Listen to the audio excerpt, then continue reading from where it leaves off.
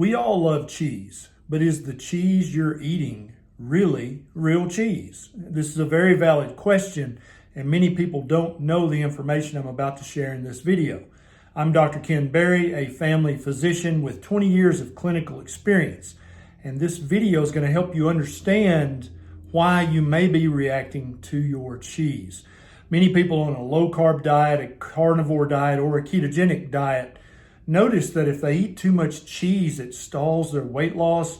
It can lead to gastrointestinal bloating, maybe even joint pain.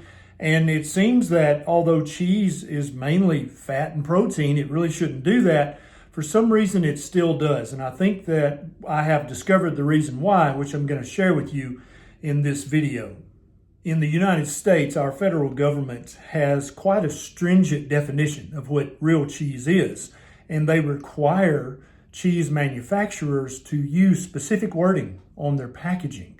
Now, if you buy a shredded cheese, even though it may be real cheese that's just been shredded up at the factory, then it's going to contain cellulose. And the cheapest form of cellulose is sawdust.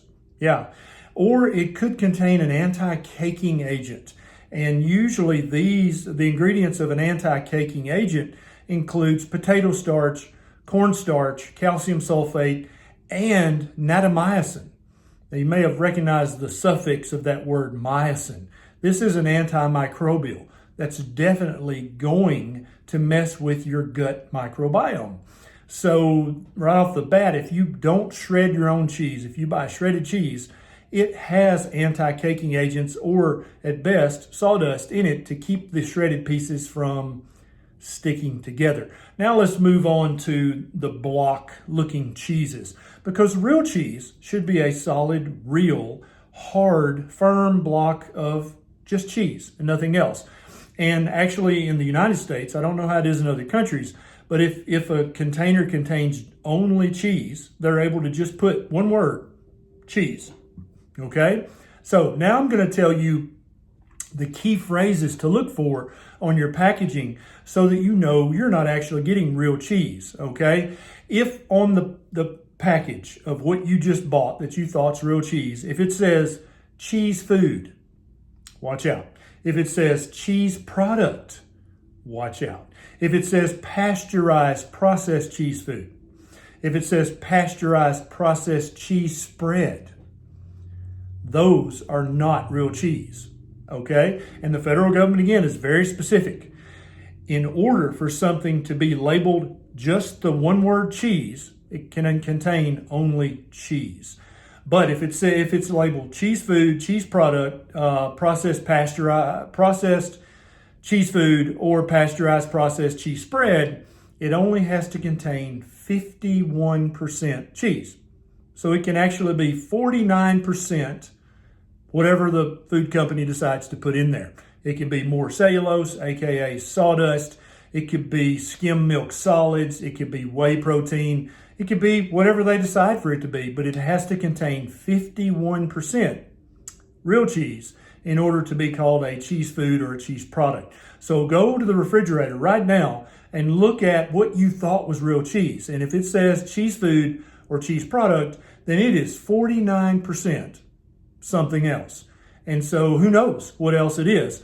This is why everybody following a low carb, a keto, or a carnivore diet has to be an ingredient detective and a nutrition facts sleuth. You have to read every word in the description, in the ingredients. And if you don't know what a word means, you need to do an internet search and figure out what that word means. If that word looks like a chemistry experiment word, it's probably not good for you. But if you're trying to eat real cheese, it's going to come in a solid block and it's going to have one word on the label, cheese. Got it?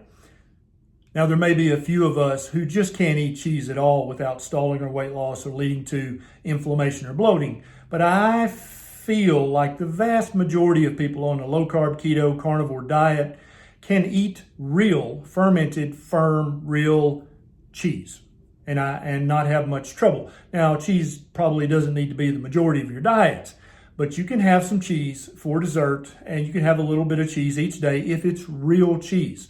But if it's cheese food or cheese product, or pasteurized processed cheese spread, or if it's shredded cheese, then you are opening yourself up for your cheese to be adulterated by big food manufacturers.